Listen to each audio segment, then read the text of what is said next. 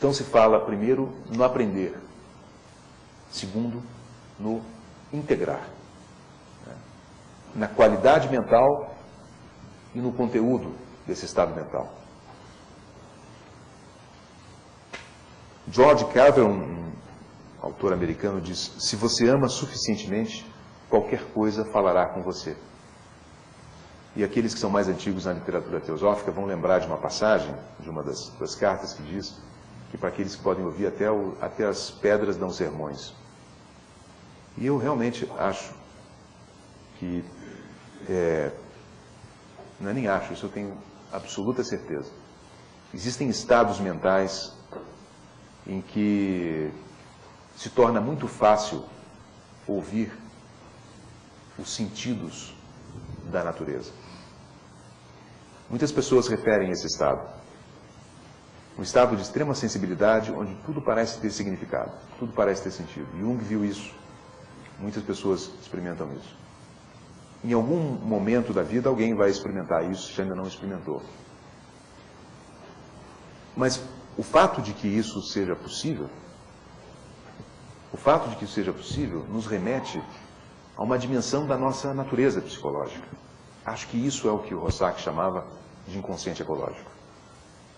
Um estado de sensibilidade que dialoga, que lê, que escuta a natureza e se integra. E vai no fluxo. E aceita as pequenas mortes, porque aceita as noites.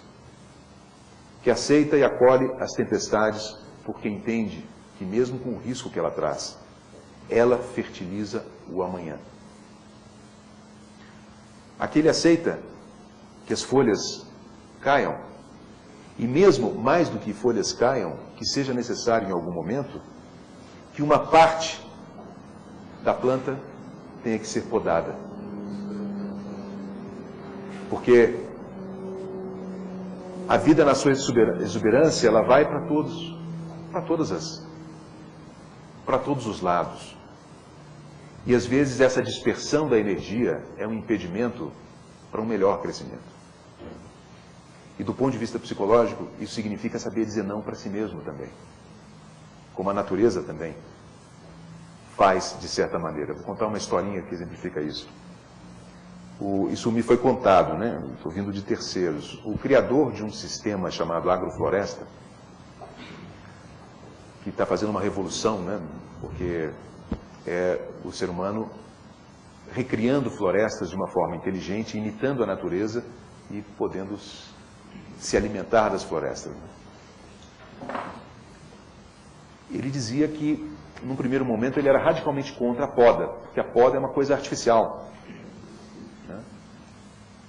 Então ele tinha um lugar ali, na floresta dele, em que as plantas tinham chegado até um certo estado, não se desenvolviam mais. Mas ele achava que não devia podar. Pensou se devia cortar um galho ou outro ali, mas decidiu que não ia podar.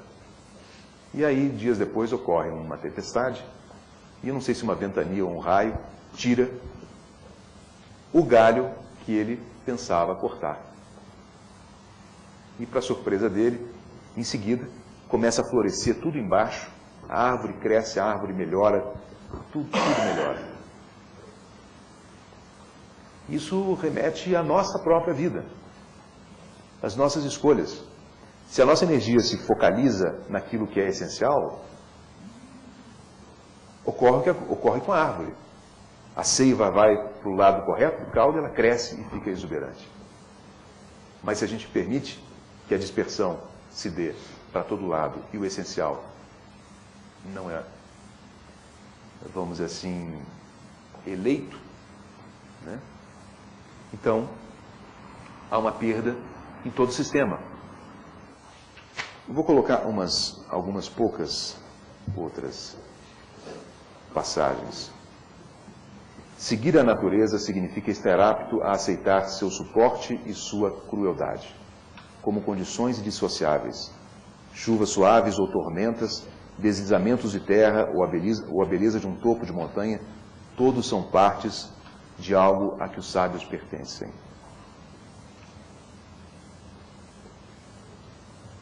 Quando você... Aqui, agora Esse aqui é do Barrett, autor de um livro taoísta. Agora um provérbio do hassidismo judaico. Quando você caminha através dos campos, com sua mente pura e sintonizada com o sagrado, então de todas as rochas, de todas as coisas que crescem, de todos os animais, suas almas se elevam e se dirigem a você, e eles mesmos são purificados, transformando-se num fogo sagrado dentro de você. Oscar Wilde escreveu que o livro da vida começa com um homem e uma mulher em um jardim. E o Wordsworth escreve algo muito parecido com o que disse o Bernard de Clairvaux.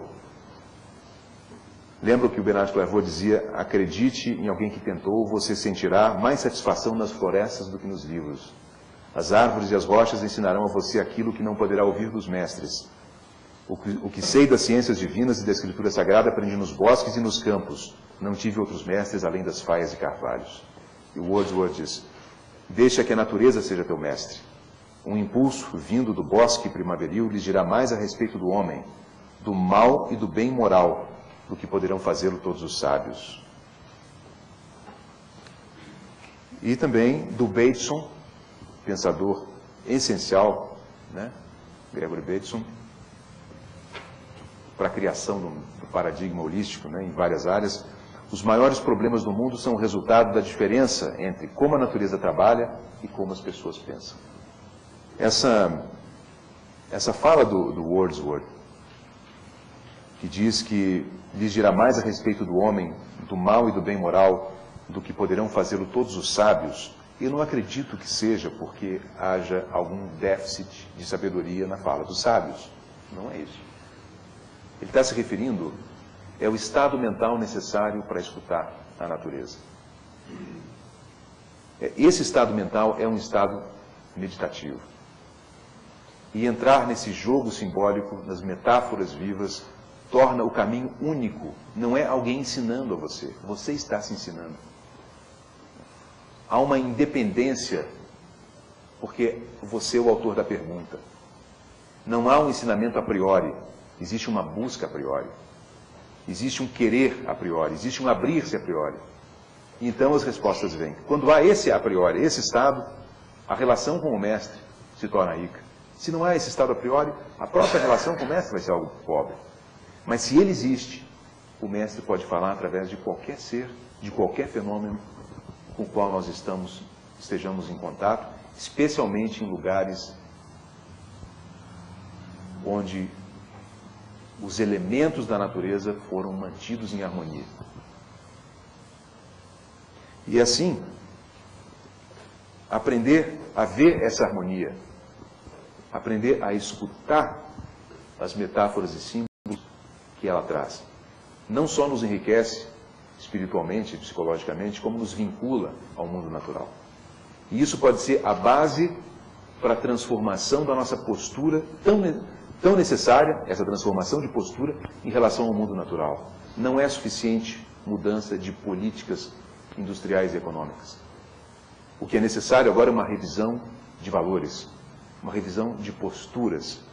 E talvez na essência dessa revisão de posturas esteja o fato de que nossa relação com a natureza, que mata a natureza, nos mata espiritualmente e psicologicamente.